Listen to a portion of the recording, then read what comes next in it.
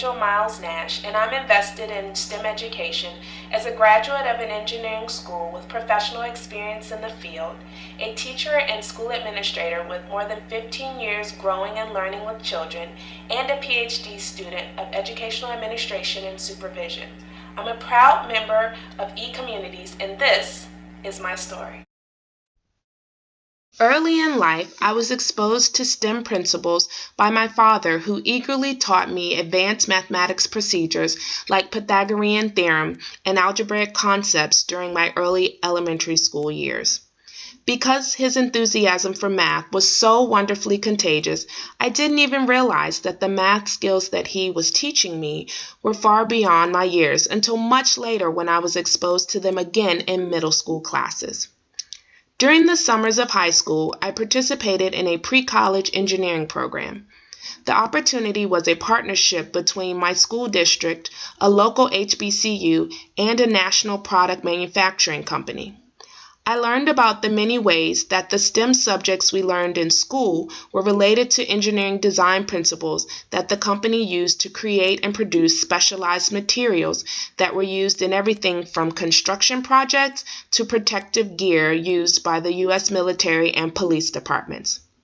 All of these experiences influenced my decision to major in engineering in college and earn an undergraduate degree in systems engineering.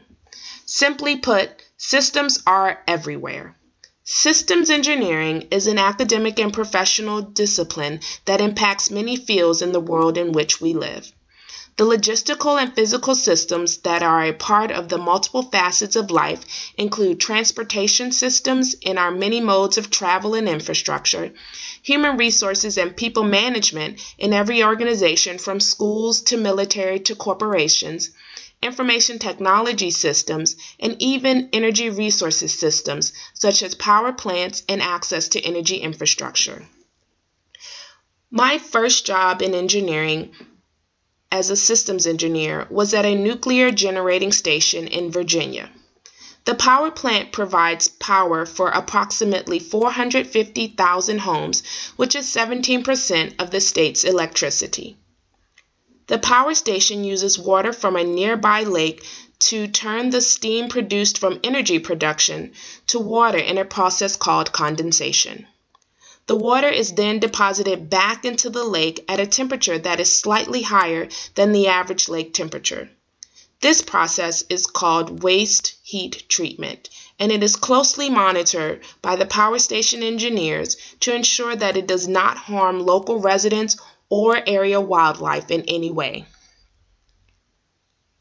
At full operating capacity, nearly 2 million gallons of water are processed through the power station each minute.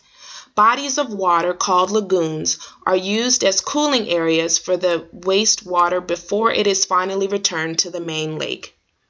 Energy waste production and management remains a constant concern of engineers in the field.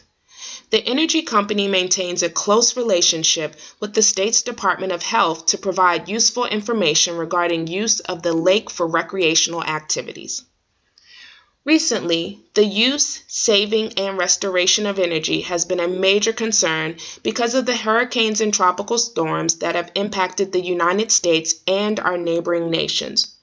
Over the last few months, access to power resources has been greatly compromised because severe weather conditions have knocked out power to large numbers of residents in cities in Texas, California, Florida, and other states.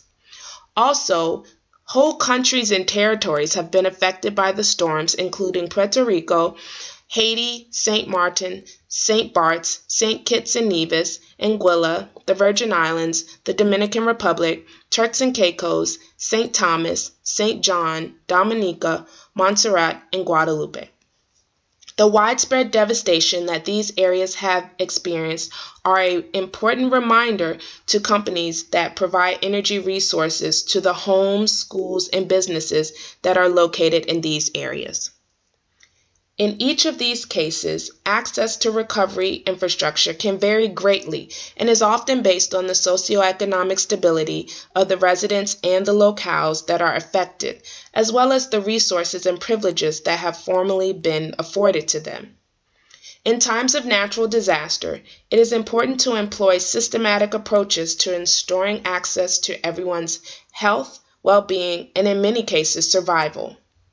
Likewise, resource restoration requires local, state, and national governments to quickly assess damage and the future needs of residents in ways that are equitable. Also, while systems engineering is often used to develop contingency plans for natural devastation, there are usually unpredictable circumstances that residents face.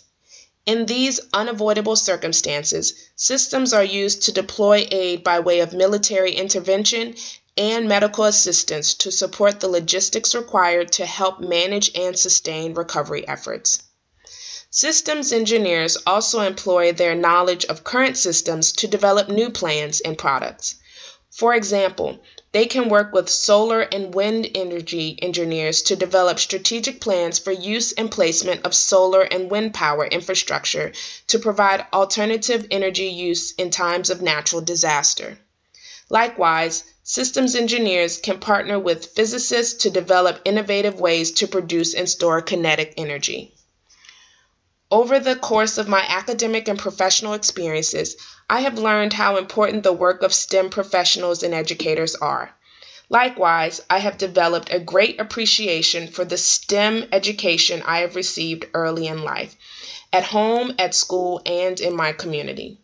These experiences have all motivated me to pursue a graduate degree that will help me identify the most effective ways to contribute to the field of education and my local communities in manners that empower and embolden more students to pursue education and careers in STEM.